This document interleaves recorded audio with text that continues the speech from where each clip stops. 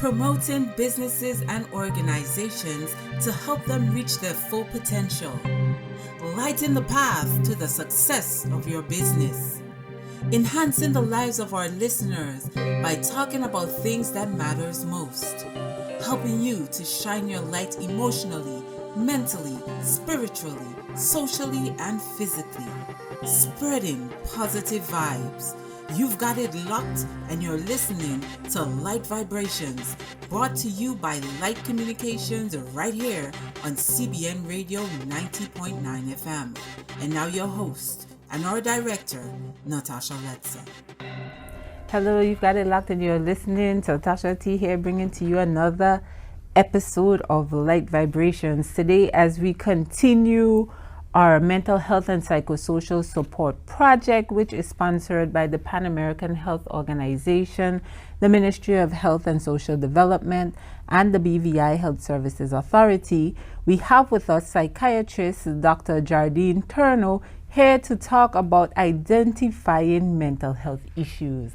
Welcome to the program, Dr. Torno.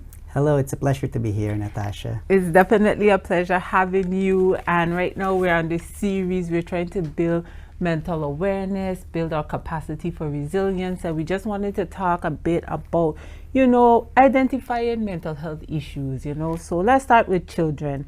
How do we identify mental health issues in children? I'm glad that you asked that because there's a lot of things that we need to take into considerations when we talk about mental conditions. Children and adolescents in particular, it is the part where their brains are still growing. Their body is growing physically, and also they're developing different emotions. So this is the time wherein they experience things firsthand, and they are not knowledgeable yet on how they would navigate this period of their life. So it's important that parents or family members be able to identify changes among their loved ones, and in the hope that we will be able to prevent further deterioration in their physical and mental health. Mm-hmm. So for children, there are different milestones that they need to achieve. For example, from toddler to early childhood, they need to be able to start walking, start riding a bike, right? So those are developmental stages that are age appropriate. So when we notice changes that are not supposed to happen during those times, then that gives us a clue. For example, a 3-year-old young girl who has been learning how to speak suddenly is not able to talk. Mm-hmm. Then that's something that would worry the parents. That should worry the parents, because certain developmental conditions develop at that age. School children, for example, whenever the parents notice that the child is having a lot of physical symptoms before going to school, like having tummy pains, headaches, that means there's a problem. If their grades started to go down, the teachers would report that he or she is not as participative in school.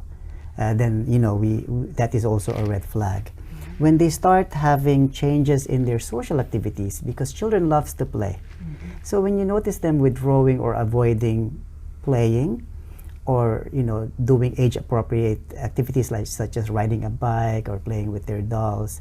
So those are the other things that are, not too overt that something is wrong, but would give us a clue that there is something happening. Also, some children are able to verbalize their feelings. So if they express feelings of sadness, if they express a lot of worries, mm-hmm. like something bad might happen to their parents or something bad might happen to them, or if they expressed feelings of being bullied, then we also use that as an identification that the child might be under a lot of stress.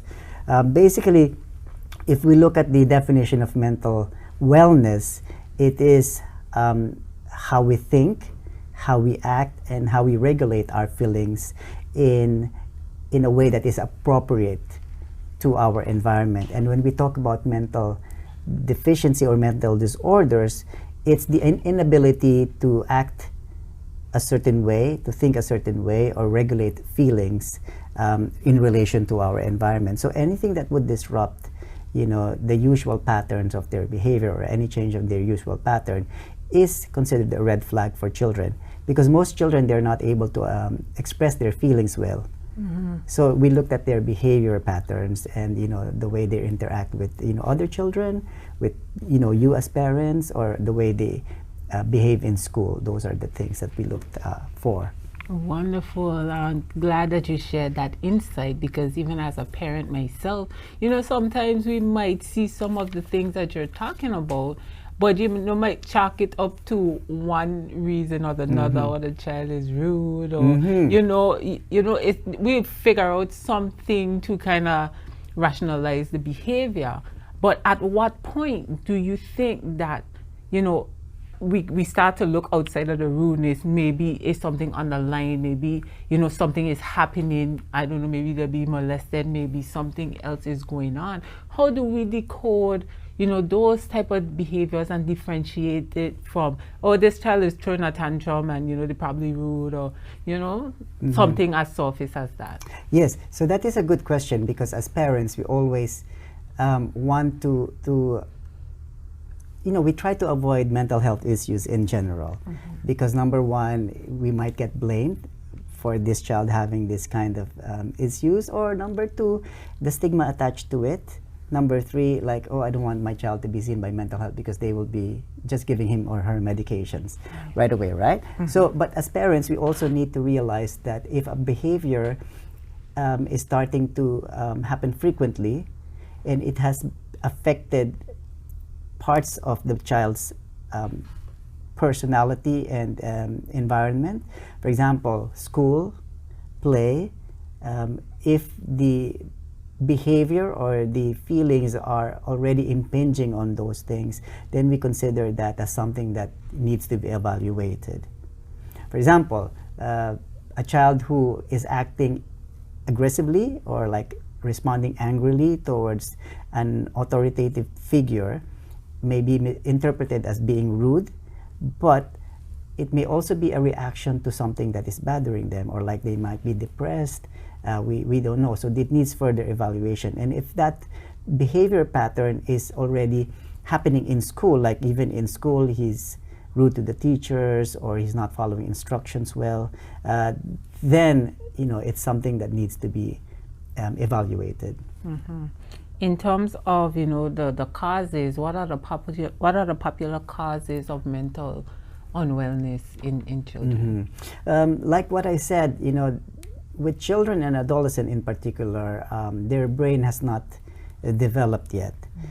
So there are so many factors that can influence their mental well-being. Generally, we cannot pinpoint it to one causative factor. It's usually a multifactorial. So you have the biological, the psychological, and environmental. So with the biological, certain children may have like ultra-sensitive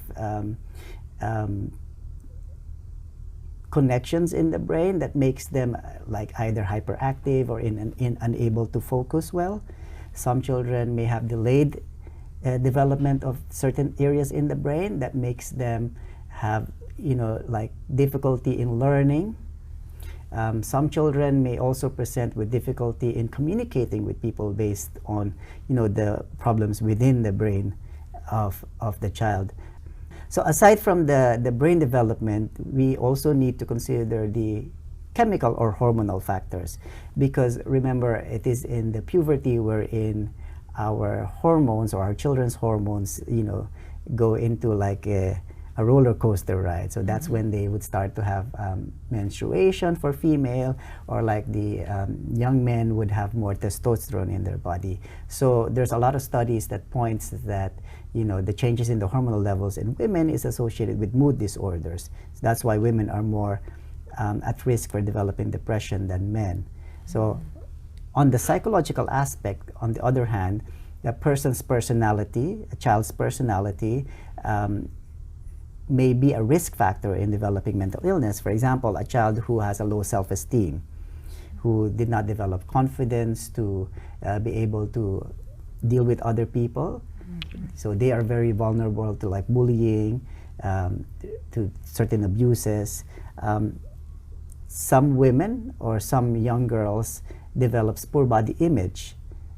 So that's when they are very prone to like eating disorders. And others are, they have low frustration tolerance and are very self-critical. So that in itself would not help them deal with stress too much. Now, environmental causes, now these are the most common ones that, you know, we see because it's glaring, right? For example, like trauma, experiences of like being abused sexually, physically, verbally, or seeing somebody getting abused, or like having an experience of seeing violence, or disasters like, you know, the Irma, Maria, and now even this COVID thing can, you know, cause certain changes in the child's coping skills. Bullying or peer pressure is one of the other most common environmental causes of like you know, problems with well-being in the children and adolescents. Parental conflicts, separation, and also change in environment, like for example, change in the school or change in location. Those can also affect children. Now, in terms of helping to build that mental resilience and promoting mental wellness in children, what can we as adults, you know, the teachers, the parents, what can we do to kind of promote that and to ensure that our children, you know, down the road don't develop any mental health issues? Okay, it's very important that we are able to help our children build resilience and to help them navigate through life eventually, right? It's very important that we instill in them characteristics that would help them cope with stress and difficulties in life. The first and the most important thing that I think that can help is engaging your child regularly. So in terms of communication and activities, you want to be a part of your child. You want to be seen as a support for your child. Now I know it's very difficult because some parents work 2 jobs and, you know, there's nobody left for the children, but you know, you really have to make time for them, like schedule activities with your children, either just to talk or like have meals together, have dinners together, or on a weekend on the beach, so that the child will be able to be comfortable in opening up to you. We have to make sure that we open the lines of communication with our children because we don't want to be the last person to know. Right? Like we don't want to be the last person to know that your child has a boyfriend or a girlfriend, or we don't want to be the last person to know that something is happening in school because they are afraid to talk to us. Right. So we need to make sure that that line is open. However, as parents, we also need to make sure that we are ready to receive the communication because we don't, some parents are very hesitant to talk about sex with their children. Some parents are very hesitant to talk about relationship to their children because, you know, they say, oh, you're still too young to talk about that, right? But if we want to be an ally, if we want the child to be open to us, then we have to be ready to address those issues. Not only that, issues of bullying, peer pressure, low grades. Like for example, your child had a low grade, and instead of castigating them, then you might have a warm, open, you know, talk about it and then see how she can navigate it later on, because once we react negatively, then it will be a barrier. Now the child would then think, oh no, my mom's going to get angry, right? Instead of, you know, making them understand that, okay, you know, that happened, so what are we going to do next? So the child would just say, oh, you know, I don't want to upset my mom, so I'm not just, you know, if something bad happens, I'm not going to talk about it. All right? Now, so those things, we need to like make sure that we are all ready to deal with that. Like, you know, having a boyfriend, we need to make sure that we're ready to deal with that. For that conversation, because that would happen eventually, because, you know, they will be growing up and then they will experience those things. I feel, and I think that it would be better for you as a parent to be an ally or somebody that would guide her through that rather than somebody else. And not to cut you off, but just basically to comment on what you're saying with regards to that communication link between, you know, the parents and the children. Even way before I started having children and reflecting back on my own life and my own relationship with my mother, I always said when I have children, I'm going to make sure that line of communication, because I didn't feel comfortable talking to my mother about certain things. And when you don't, then you are forced to having to turn to your peers who don't know anything really about what's going on, and then all this misinformation, and you end up on a road that, you know, could have been avoided had you had the proper instructions or guidance along the way. So I definitely made it a point in my life to keep those lines open, to empower my children, to let them know, listen, come to me about every and anything, and always tell me the truth, you know, because I guess I'm one of those radical parents who can hear anything you have to say, just don't lie to me. And I really think that's important, because a lot of things happen in the absence of guidance, in the absence of, you know, somebody with that experience and that life's knowledge to guide you on the proper path, as opposed to you having to go down every dark road to figure it out. Yes, that's true. And also, like with the advent of social media, we as parents should also, you know, participate in social media activities of our children. Number one, you will be able to indirectly monitor your child's social media if you're part of it, like if you're friends with them on Facebook, right? So you'll be able to see the posts. With that, you know, it can happen, you know, parents should be able to give their children a little bit of a sense of independence. But make sure that there are boundaries and, you know, rules that are, you know, clearly set, and it's consistently set. So children are able to like be independent and respect the rules at the same time. There are points in a child's or an adolescent development that they would challenge rules, but if it's consistent, then they would know that these are boundaries that are, you know, need not be crossed, right? Now, you also have to be able to provide them with a warm parenting, with positive reinforcements and positive feedbacks, because a child is still a person and they are learning to do things. They are not able to do things as perfectly as you would wish to, and they would have like mistakes and they would have misdemeanors. So you would have to make sure that you manage it in a way that, you know, that would give them reinforcement on how to deal with life's difficulties. You can share your own experience, like, okay, when I was younger, you know, this is how I dealt with this, so that they can have a personal insight into, oh, my mom you know, encountered this as well, so, you know, this is what she did, let me try that, okay? And also, the most important thing is that it is during this stage that children develops a sense of identity. So we have to be able to accept that development of identity, not constrict it. For example, you see your child wearing something that is not appropriate for you, like clothing.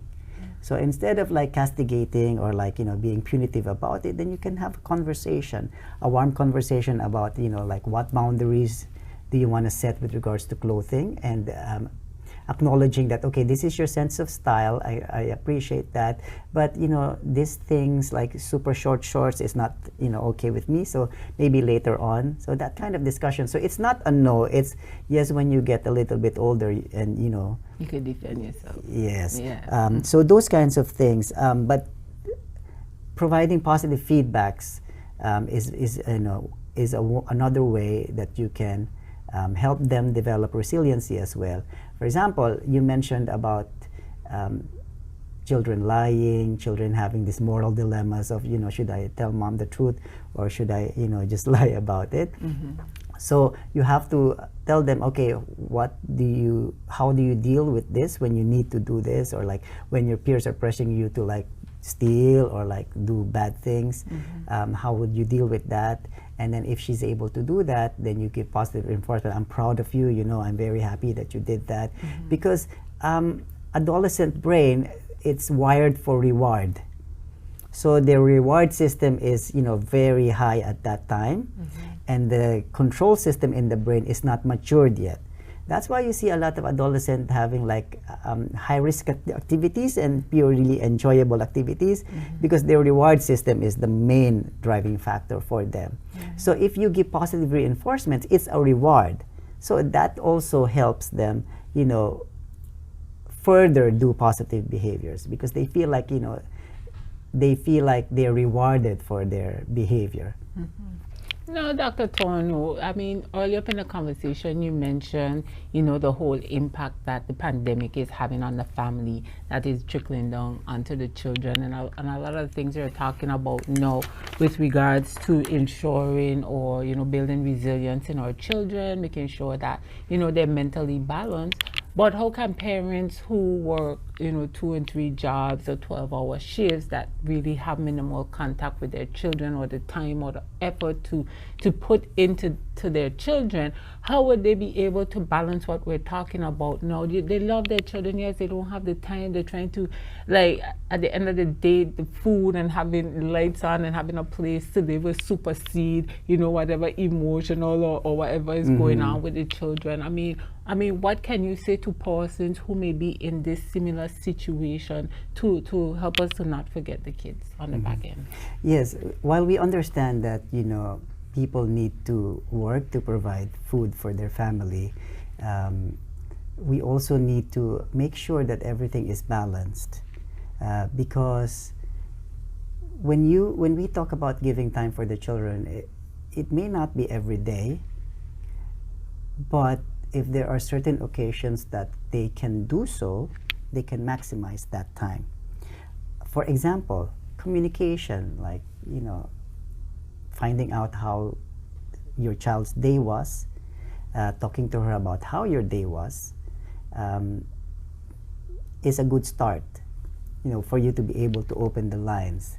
Letting your child know that, you know, he or she can message you, and then when you have free time, you'll definitely respond back to them.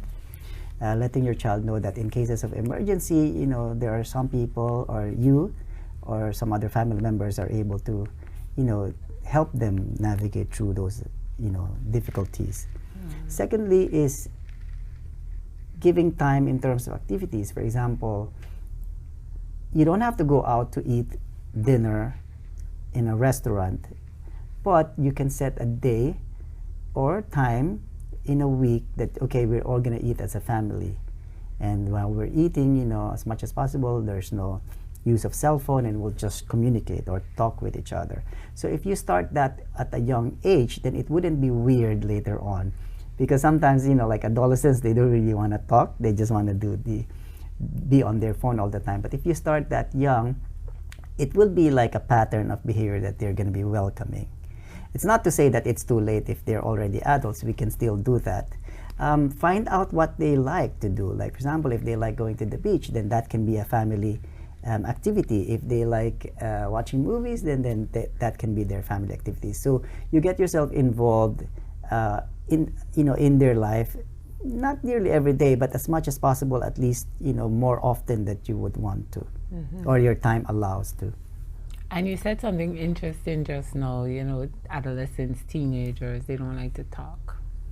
And that's true. I have 2 teenage boys, and sometimes it's like pulling teeth, or when they feel like talking to you. But if the child is not talking, okay, for parents now who would have missed this background that you're talking about, so they didn't really build that relationship with the children, you know, they're not really that close, you know, the child is not really, you know, speaking to them on like a personal level. They don't really know what's going on with the child. And on the back of that, now you hit adolescence, things are bothering you, you could see something is going on, but the child is not speaking. How do we decode at that point, you know, when an intervention is needed? Okay, again, we go back to the changes in the behavior. And if you notice like a change in the behavior that affects her performance in school or other aspects of his life, what I would suggest to parents is to communicate through the peers, to the school, or anyone who is close to the child as a form of like a caregiver or another guardian, so that the parent can have additional insights or information about how the child is doing. Because eventually, if you would be bringing your child to your family doctor, those are information that are valuable to your family doctor to make decisions on how to deal with your child, or to the counselor. Like if you're going to bring him or her to the counselor, those are the information that the counselor would need, like how is he doing in school, how about his friends, or, what do they usually do, does he tell anything to his friends, or like if he has somebody that would serve as a model figure for him. Those are the persons that can give adequate resources or information to the parents. Mm-hmm. And for persons who have divided homes, so you have a child, if the parents probably not co-parenting, what tips would you offer for them to have some sort of synergy to raise the children mentally balanced, or basically agree to disagree but put the children first? What tips would you have for, because we have a lot of divided homes, and maybe that at some point might be the underlying cause of some of this mental distress? But what would you say to that? Yes, that's true. In fact, that's one of the risk factors, like a divided home or a dissolved family. Synergy, that is very important. That's an important word, because when you co-parent, you want to make sure that you are consistent with what you need to do for your child. For example, rules. Because what the tendency is for the child to choose a parent with a more lenient rules than the other one, right? Because our children, they're not, they're smart. Mm-hmm. So like, for example, if with mommy I do the dishes and I clean the house, and with daddy I can just play computer, then if you ask me who I want to be with, then I would definitely choose the ones with the less responsibilities. Mm-hmm. So synergy is very important. As parents or as co-parents, we need to take away our, if we have issues against one another, we need to put that into the side and take into consideration how we can rear this child as responsibly as we can. Meaning having consistent rules, being present. Like if it's your time to be at your child, then you'll be able to come on time and take him and then spend time with him. Consistent family values. So for example, you talk among each other, which family values do you want the child to learn until he gets older, and to also model it. Like for example, I want you to be like a trustworthy citizen of the BVI. I want you to be kind, to other people. So he as a child should also be able to see it to the parents, because the child's brain is like a sponge. It absorbs a lot of information, and it can absorb negative behaviors too. Mm-hmm. So the parents should be able to model those kinds of behaviors, even though they are co-parenting. So set aside issues you have with each other, focus on just the child. Other issues that needs to be addressed should be addressed as adults, without the child there. Mm-hmm. Well, Dr. Torno, we have a big issue with what you're saying. That's because true. I had another conversation on emotional intelligence with Dr. Ruben, and she basically says most adults is functioning at the age of a 2-year-old or 10-year-old at the very most. So if we're functioning under the level of little kids, and now we having kids, trying to raise kids with problems, we having problems as the parents, how do we now form some kind of alliance to make sure there's consistency in raising this child when I hate you, you hate me, and I don't even want to hear your name being called? And this is the problem we're having. But what you're saying is wonderful for those parents that are mature, for those parents who put their children and the care and the love of their children ahead of their own hatred for each other. But for the rest of us who functioning like toddlers, this is not going to work. So where do we go from there? That would be really very difficult, because now you have a divide in which the child is now confused on how he or she would act, and in certain instances the child is left to choose, like one parent saying negative things about another parent, so the child is left to choose. So those are very difficult, and it's also very difficult for the child. How to deal with that, though, is Because as a parent, if you have somebody or an ex-spouse that, is not doing what needs to be done in order for your child to grow as a responsible individual, or with good mental health and resilience, then as a parent you have to realize, okay, what are the things that I'm able to control? So definitely I cannot control what he or she thinks, the ex-spouse, but I am able to control my emotions.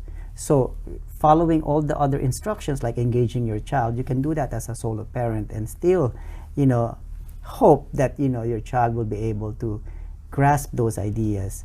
But if you succumb to the irritability, like, oh, your father is like this, your father is like that, then it would also not be helpful. So what I'm saying is that, as a parent, we always have to take your child's health into consideration in whatever we do, because at the end of the day, if something happens or he starts developing other conditions, you will be the one that would also be dealing with those things. If you're just joining us, we're basically at the end of the program. We have with us today psychiatrist Dr. Jardine Torno here talking about building mental resilience in children. Dr. Torno, it was an eye-opening interview, and I think that it needed to happen, because I think as adults, we put children on the back burner. It's like, okay, they're resilient on their own. They're going to work it out. We too busy with adult issues. They don't have to pay no rent. They're eating, they're drinking. They don't have no problem. So we basically sweep them under the rug and thinking that, they're fine in whatever mental state we're stressed. We're stressing them out. Depending on what's going on, they're picking up the brunt of our stress and anguish, right? And we just do that. We're okay with that because we don't think of them, and we don't think about their mental health needs. And I think that this conversation was so important to highlight the children, and they are people as well, and they need the attention, and what us as parents can do for them to ensure that they have a good foundation for mental wellness. I want to thank you so much for coming on the program. Final thoughts?